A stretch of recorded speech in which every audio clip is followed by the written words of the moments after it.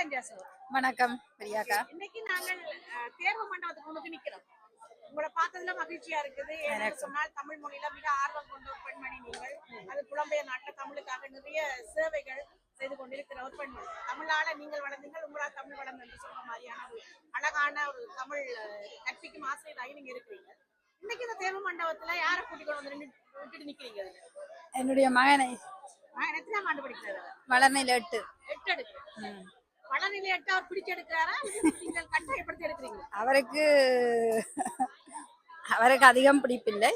50க்கு 50 50 அம்மா 50. இப்ப கட்டாயப்படுத்தி தமிழ் சொல்லி கொடுக்குறீங்கன்னு சொன்னால் அதுக்கான காரணம் என்ன? கட்டாயம் ஆக 100 விழுக்காடு கட்டாயம் இல்ல. அவருக்கு விருப்பம் இருக்குது. ஒரு 50 விழுக்காடு கட்டாயப்படுத்தான் சொல்லி கொடுக்க வேண்டியிருக்கு. ஏன்னா அவன் இங்கிய சூழ்நிலை அவர்களுக்கு அந்த வந்திருந்து தாங்க போன் பார்க்கலாம் தானே, வேற ஏதாவது சோசியல் இந்த மீடியாக்கள்ல டிக்டாக் அப்படி ஏதாவது சில நண்பர்களோட நேரம் செலவழிக்கத்தான் அவர்களுக்கு விருப்பமா இருக்குது. நான் சொல்றது உங்களோட தாய்மொழி கட்டாயம் நீங்க படிக்கத்தான் வேணும். தாய்மொழியை படிக்காம அதால என்ன பலன் எல்லாம் கேட்பேன். நான் என்ன அது பலன் எல்லாம் கேட்கக்கூடாது. உங்களோட தாய்மொழி கட்டாயம் படிக்கத்தான் வேணும், படிச்சுத்தான் ஆக வேணும்னு சொல்லி அதைத்தான் கட்டாயப்படுத்துறேன். எனக்கு கூட மகனை பற்றி தெரியும். ஒரு சிறந்த ஒரு நல்ல மாணவன், நல்ல கெட்டிக்காரன். அவனுடைய அறிவுக்கு பசிக்கு இந்த உணவு போடுறதுக்கான ஆட்கள் குறைவு தான் இந்த நாட்டில், எனக்கு தெரியும்.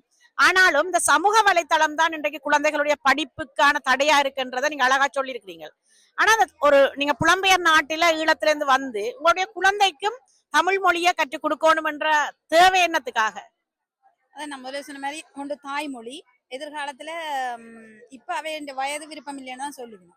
எதிர்காலத்துல அவை ஒரு 20-25 வயது 20 வயது தாண்டின பிறகு அவை பல இடங்கள்ல பல பேரை சந்திக்க அவர்கள் அப்ப வெட்கப்பட்டு தலை குனிஞ்சு நிற்பார்கள். நான் இந்த தாய்மொழியை படிக்க தவறிவிட்டேன், அம்மா அப்ப அடிக்கடி சொன்னவா படிக்க இல்லைன்னு அதை சொல்லி கொடுத்தே நான் சொல்லி கொடுப்பது. பல எடுத்துக்காட்டுகளை சொல்றேன். நான் ஒரு இடங்கள்ல போய்க்க ஆக்களை சந்திக்க அவை சொல்லுவினம், எங்கட அம்மா படிக்க சொன்னவா நான் படிக்க இல்லை. என் போன முறை வாய்மொழி தேர்வு போயிட்டு வந்து அவர் ஒரு தமிழ் ஒரு நண்பனை சந்திக்க அவர் சொல்லியிருக்கிறேன், நான் ஞாயிற்றுக்கிழமை வாய்மொழி தேர்வு போயிட்டு வந்தேன் நான் தமிழுக்கண்டா. அப்ப அவர் அப்படியெல்லாம் நடக்குதாண்டு அதிசயமா கேட்டிருக்கிறார். அப்ப இவர் திருப்பி கேட்டிருக்காரு, உங்களோட அம்மா உங்களை கட்டாயப்படுத்த இல்லையோன்னு. அப்ப என்னன்னா அந்த பெற்றோர்ல தான் தங்கி இருக்குன்னு நான் நினைக்கிறேன்.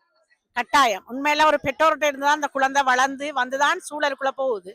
இந்த சுற்றாடல் என்றது அடுத்த கட்டம். பெற்றோர்கள் சரியான முறையில என்னத்துக்காக இந்த எங்களுடைய தமிழ் மொழி சார்ந்தும் அல்ல, எல்லாரும் கூட பிறமொழிக்காரர் கூட தங்களுடைய தாய்மொழிகளை பிள்ளைகளுக்கு கடத்த வேண்டிய கட்டாயம் இருக்குது. பள்ளிக்கூடத்திலையும் இப்ப பிரான்ஸ் நாட்டு பள்ளிக்கூடங்கள்லயும் கூட தாய்மொழிகளை வீட்டுல சொல்லிக் கொடுங்கன்னு சொல்லிக்கணும்.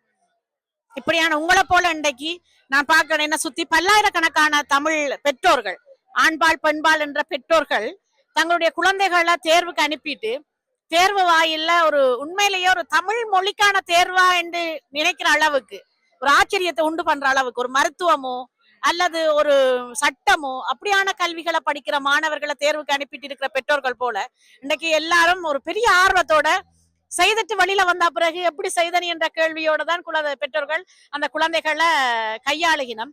மகிழ்ச்சியா இருக்குது. இந்த அழகான ஒரு விடயம் இன்றைக்கு தமிழ் சோலை என்று இருக்கேக்க இதனை தமிழ் பல்கலைக்கழகமாக நல்லா விரிந்து வளர வேணும். எங்களுடைய குழந்தைகள் தமிழ் மொழி கல்வி வாயிலாக தங்களுடைய கல்விகளை கட்டுறதுக்கான வாய்ப்பும் இந்த நாட்டுல கிட்டணும் என்று நான் வேண்டிக் கொள்றேன். நன்றி ஜாசோ. நன்றி. உங்களுக்கும் நன்றி. உங்களோட பணியும் தொடரட்டும். நன்றி ஜாசோ. நன்றி.